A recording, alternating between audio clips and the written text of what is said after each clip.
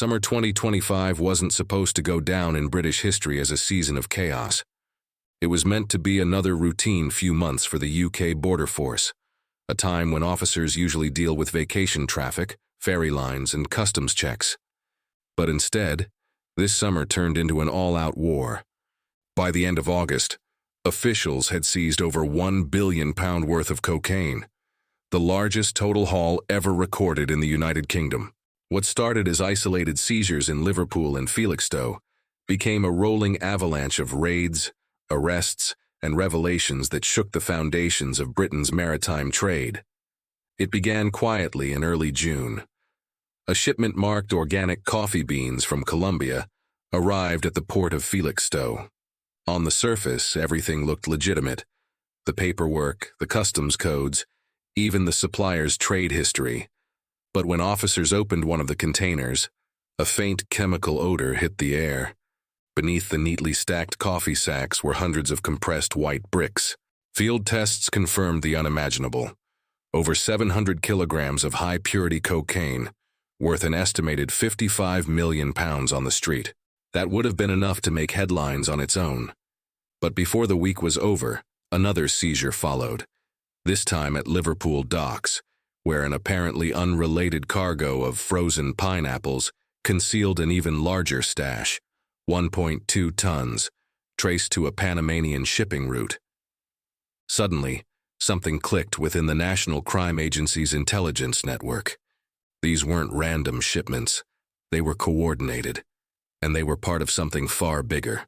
Behind the scenes, analysts were piecing together clues that hinted at a synchronized smuggling operation using legitimate trade channels as camouflage.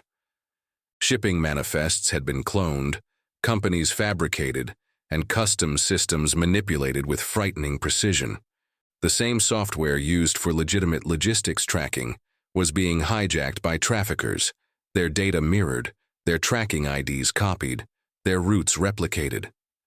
Border Force had stumbled upon a cartel strategy on an industrial scale.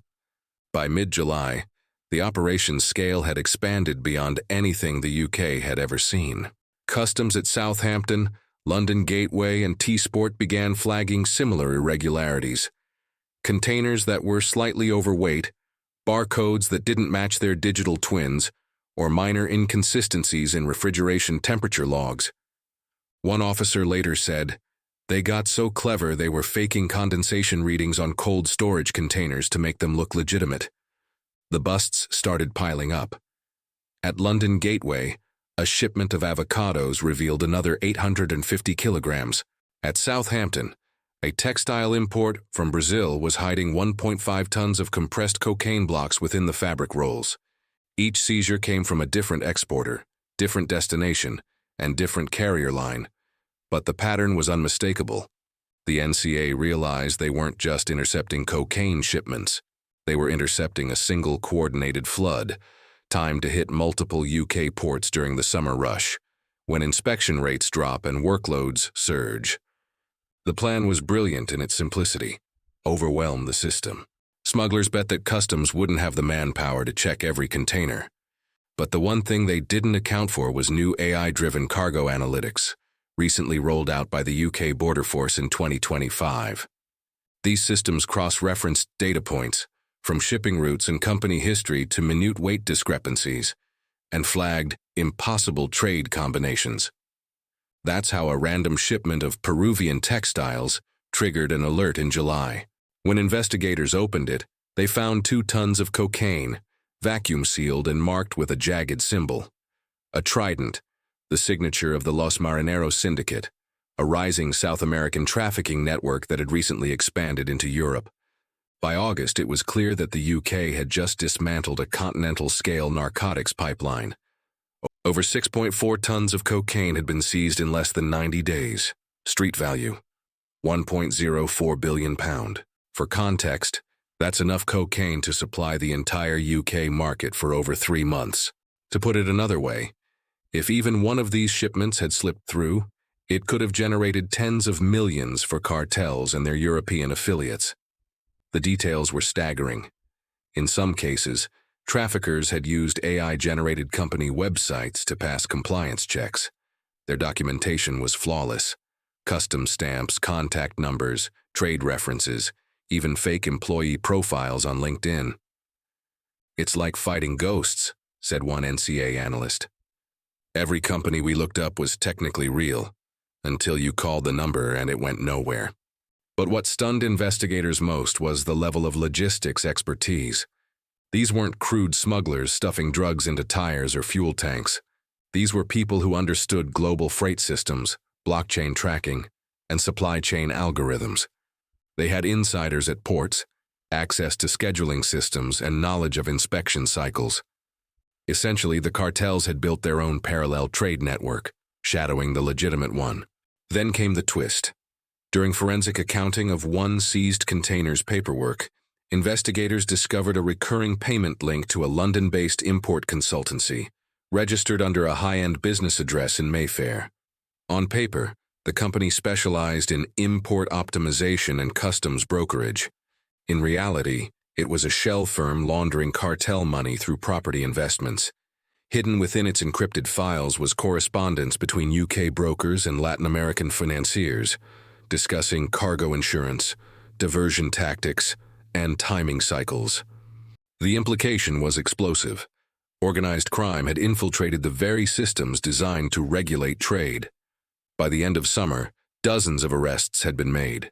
In total, 27 suspects were detained across London, Manchester, Rotterdam, and Antwerp.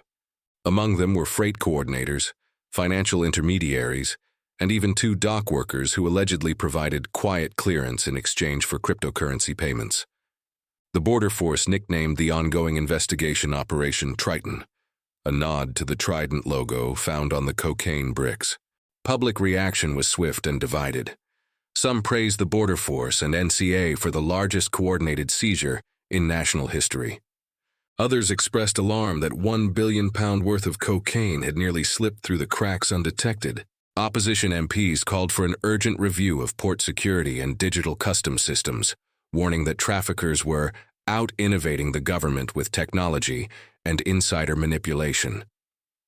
But perhaps the most haunting discovery came not from a port, but from the Thames estuary, where divers recovered a discarded waterproof case believed to have been tossed from a smuggler's vessel.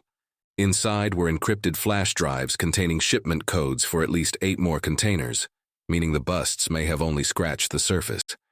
The NCA later confirmed that significant quantities of additional product remain unaccounted for.